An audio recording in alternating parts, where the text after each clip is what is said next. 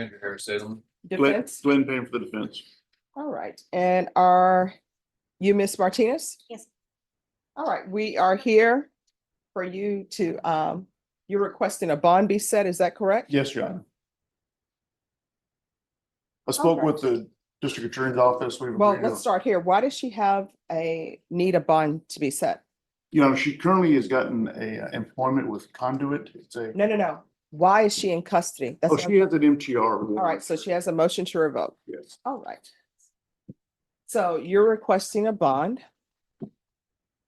And let me see, is she on deferred? No, Your Honor, she's on regular probation. All right, so she's on regular probation, so technically she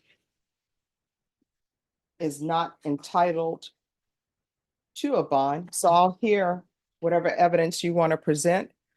State, have you had a chance to review the motion for bond? Yes, sir. And are you ready? Bond, yes, sir. Motion for a bond?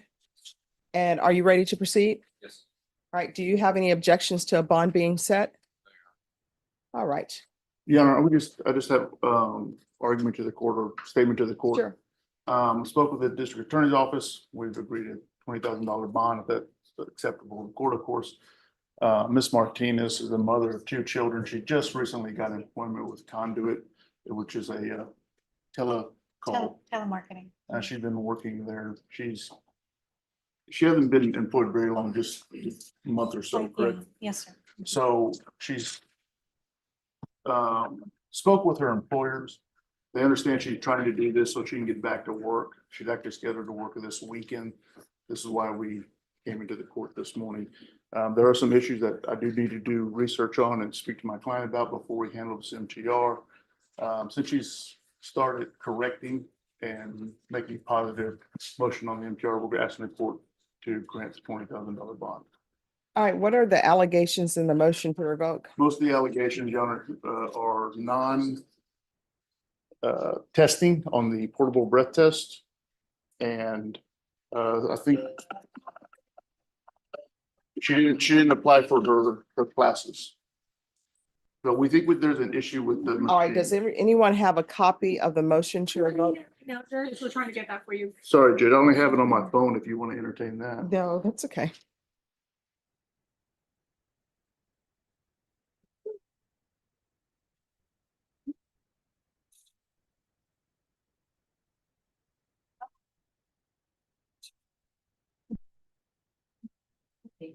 Thank you.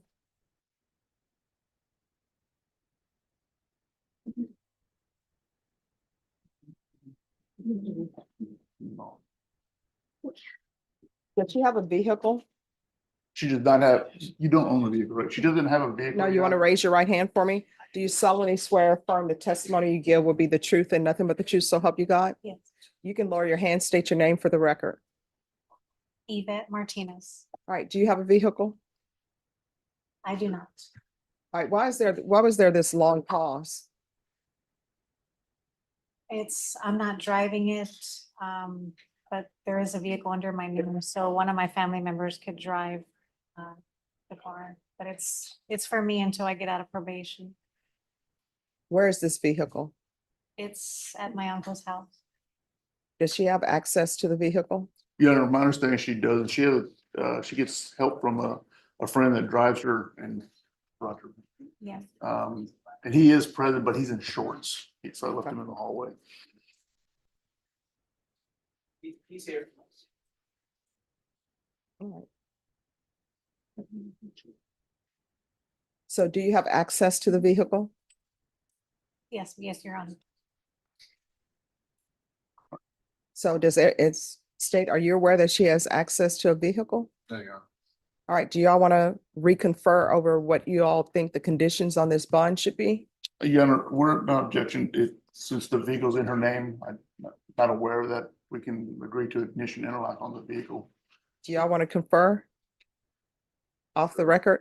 All right, if you all will step back and confer, and we'll come back.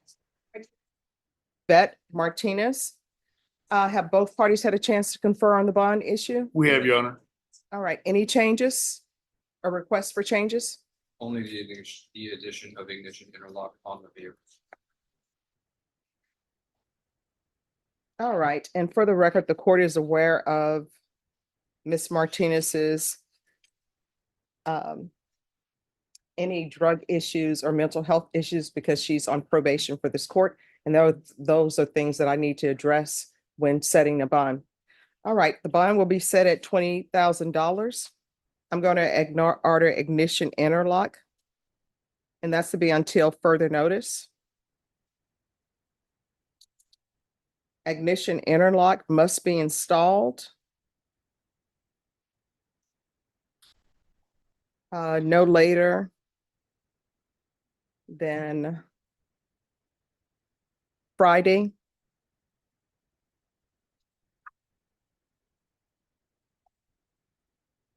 Leave Friday the 9th, Your Honor. No, it needs to be installed this week. Judge, today's Thursday, she'll be in custody. I doubt she'll be released till tomorrow. We'll see. We'll So- see what happens. Yes.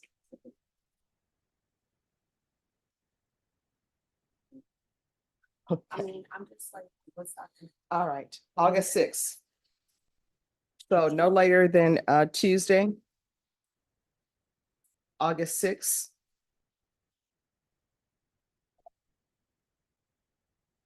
Any other conditions requested? No. Any other conditions requested? No, Your Honor.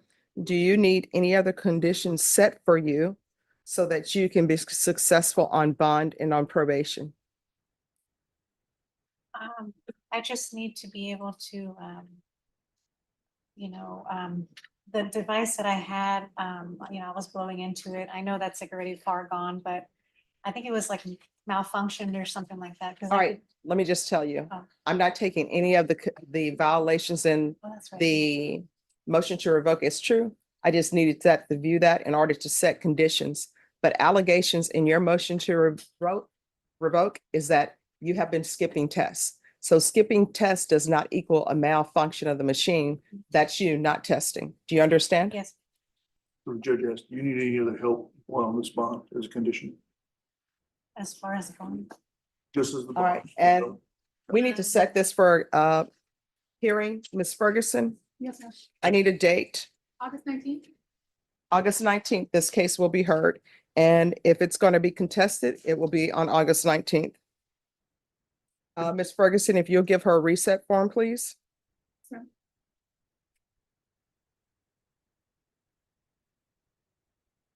All right, Thank you, Judge. you're welcome. All right, what is happening with this case? Still since sentencing straight, Your Honor? Sentencing, that's correct. Sentencing? Yes, sir. All right, court is calling 2023 CR 6015, State of Texas versus Jonathan Olage. Can I have parties announced for the record for the state Zach Dunn for the state, Your Honor. defense? Carl Basil, Your Honor. And are you Mr. Olage? Yes, Your Honor.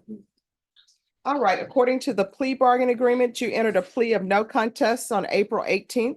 According to the plea bargain agreement, punishments be assessed at a cap of 12 years in the prison. And the state is taking in consideration 4 cases. And there are the conditions of affirmative finding of family violence and no contact. Yes. All right. Have both parties had a chance to review the PSI report? Yes, Your Honor, the state has. Yes, I have, Your Honor. Any objection? No objection from the state, Your Honor. Any No witnesses? objection, Your Honor. No, Your Honor. The only thing I have in addition to the PSI, Your Honor, is a letter that was submitted by one of the family members that they tried to interview. They weren't able to interview. It's an email, actually. I've Any provided objections to the court reviewing the a letter? Copy to the state already. No objections.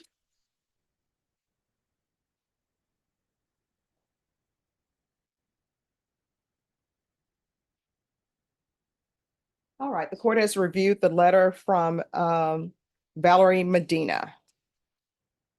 All right, I'll hear argument Yes, Your Honor. unless there's any witnesses. No, there's All no right. witness other than, I think the PSI, Your Honor, is very detailed. Mhm. They interviewed all the family members that I know of, except for Ms. Medina, which provided that. They're all in favor of Jonathan having community supervision. As the court can see, it's a very lengthy PSI. He had a very traumatic thing that happened to him a few years ago, where the mother of his children went into the kitchen in the house and shot and killed herself. After that, it's been a downhill spiral for him. He's been into drugs. He's been doing meth and drinking, and it's been downhill that led up to this. Before that, he actively was employed. He worked at UPS for many years, was active in working and taking care of everything, raising the family. After that, as the court could see, it's the drugs took over, and mental health issues also that he had in addition occurred and led up to the incident here where there was clearly a wrong incident where there was a knife involved and police were shown. He was actually shot, Your Honor, by the police during this confrontation. He's understands that what he did is wrong and he's asking the court for help and he needs help. He understands. If you look at that, he was very honest with them, telling how much meth he had been smoking and drinking that day. And in fact, he stated he doesn't really even remember that much about it. He was so high on meth. So there's no question he has a problem with that, Your Honor. He's asking the court to help. He has been worked up and been approved for DDR-F and for the MIC unit. So we're asking the court to grant deferred and give him the treatment that he needs so that he can get his life together, get out and help take care of his children that he has. All right, state. Yes, Your Honor. And as is of course included with the stipulations, this is wherein the defendant assaults his partner, his girlfriend inside a house, hitting her on the thigh, pulling her hair, striking her in the face. Officers arrive on scene and then they witness the following events. Chasing the defendant, he basically grabbed his sister. She was able to break away. He grabbed his mother, put a knife to her neck, used her as a shield, if you will. And then he raised his knife as if to stab her. And that is when officers went ahead and discharged their firearm.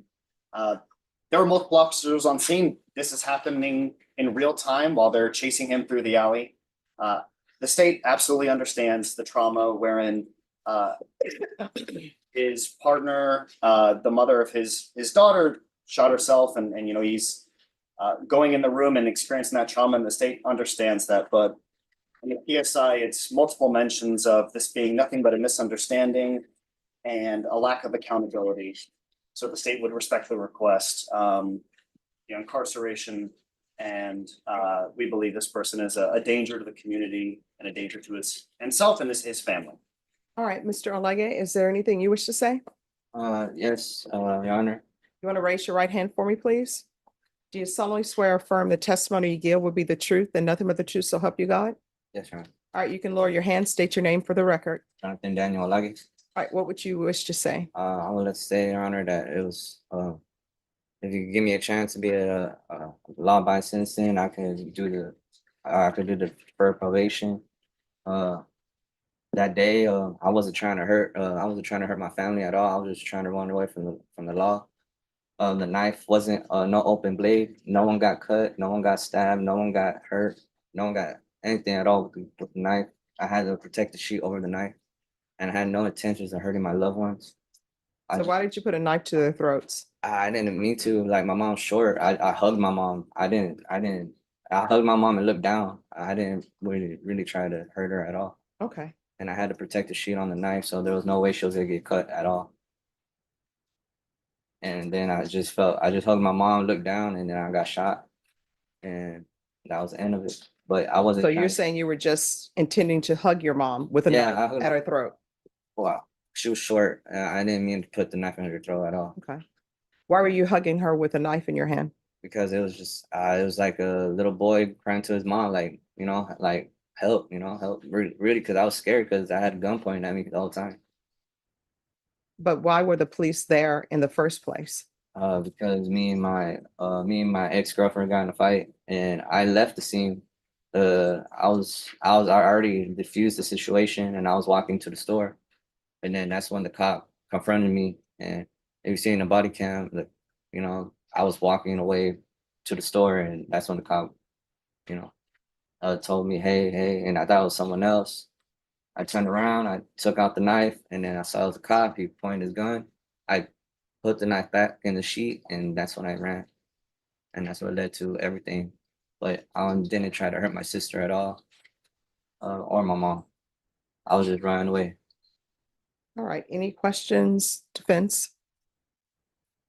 No, Your Honor. Any questions, state? No, Your Honor. All right, this is what the court is going to do. And Mr. Orlege, I want you to know that I have listened to everything that you said. I always read everything very carefully, and sometimes I'll reread things as well. The court is going to deny your application. Court will find you guilty, sentence you to 12 years in the prison, give you credit for any time served. There's an affirmative finding of deadly weapon. There's an affirmative finding of family violence. There's to be no contact with Ashley Prieto, Valerie Medina, Andrea Olege. The court will take in consideration 2023 CR 6014, 2023 CR 6016, 2023 CR 6017, and 2023 CR 6018. Did you review the document entitled Trial Court Certification of Defendant's Rights to Appeal with your attorney? Did you understand it and did you sign it?